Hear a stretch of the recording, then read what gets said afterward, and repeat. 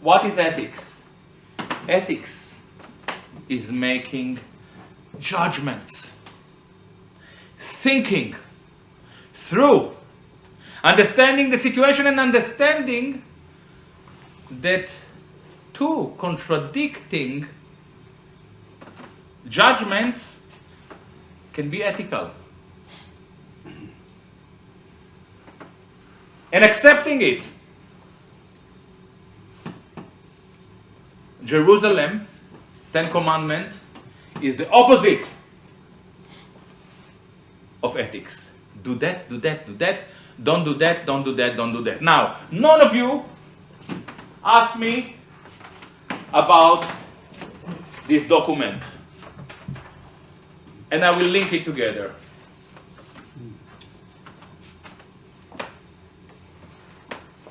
This venue was harassed. Your counselors was harassed because of me.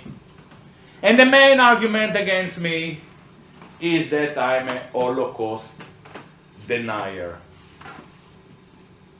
Doesn't make sense really, because I'm working in Germany, I'm teaching in Germany.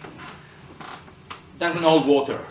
And also, nobody provided a single evidence of me denying the Holocaust. I do something else. I say that history is the attempt to narrate the past as we move along. Which means that as we move along, our understanding of what happened changes. Now, you are all Palestinian supporters, I hope. When is the first time you heard the word Nakba? Not in the 50s, not in the 60s, not in the 70s, probably not in the 80s, in the early 90s, if you're lucky. Why? Why? It happened in 48. The Nakba was the ethnic cleansing of the Palestinian in 48. How is it possible that this notion comes to life 40 years later? So the Nakba happened in 48. But we start to talk about it in late 80s, 90s, 2000s. You know why? Because in the light of the war in Kosovo, some new historians, Palestinians and Israelis, like Ilan Pape and Nur Masalha and Benny Morris, realized that what was happening in Kosovo, ethnic cleansing, is very similar to the events that took place in 48. This is the real meaning of history. We are moving along. There is a new terminology appears that helps us to understand our reality. We look back and we re-narrate the past. And we suddenly, ethically awakened by event in the future. This is the real meaning of ethics. Another great example. Timothy Snyder, in his last book, you know, these historians, they write a book like that. I can put it to 3 words, really. His whole argument is that what we saw in World War II, so the Holocaust, for instance, genocide, it always takes place where sovereignty is obliterated. He said this is why we had Holocaust in Poland, in Ukraine, in parts of Russia, but we didn't have in Holland.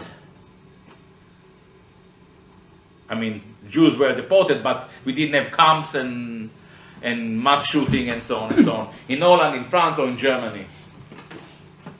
He's right. And then he said, but this is exactly what we are doing now.